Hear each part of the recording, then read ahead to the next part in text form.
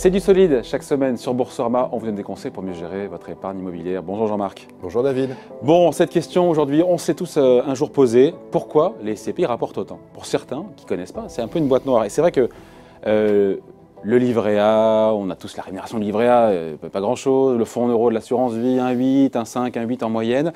Les SCPI rapportent plus.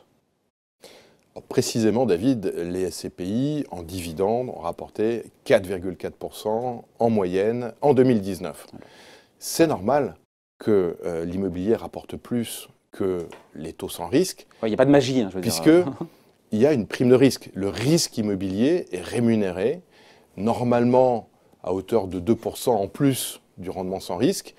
Et aujourd'hui, c'est assez exceptionnel puisque l'immobilier, le risque immobilier est rémunéré à plus de 3% au-dessus du rendement sans risque. Le rendement sans risque étant généralement l'obligation du Trésor française de 10 ans. Voilà, qui est en territoire négatif, on le rappelle. Hein. Oui, et effectivement, qui n'est pas loin de zéro. Ouais. Qui est pas loin de zéro. On pense tous au livret A. Enfin, en gros, le placement sans risque pour les Français, c'est le livret A. Alors, c'est vrai que quand on considère ce qu'ont fait les SCPI, de 4,4% de rendement, là, la surperformance par rapport au taux sans risque est de 4,4%, soit 440 points de base. Mais justement, et c'est là où on peut se dire, mais à l'ère, encore une fois, des taux très très bas, cet écart de prime de risque entre ce que rapporte le totalement sans risque et le placement immobilier type SCPI, comment ça sort en moyenne un peu moins de 5%, on va dire, par an? Alors, si on soulève, on soulève le capot. Une des autres explications, c'est que les SCPI, très majoritairement, sinon en totalité, investissent dans l'immobilier tertiaire. Ce n'est pas l'immobilier de logement qui, traditionnellement, rapporte moins. L'immobilier tertiaire, c'est les bureaux, les commerces, les hôtels. Et en plus, les SCPI achètent ce type d'actifs immobiliers depuis une trentaine d'années, de telle sorte que sont embarqués dans les SCPI, quand un épargnant veut rentrer à l'intérieur, déjà une quantité importante d'actifs immobiliers tertiaires qui ont été achetés à tous les moments du cycle immobilier depuis 30 ans.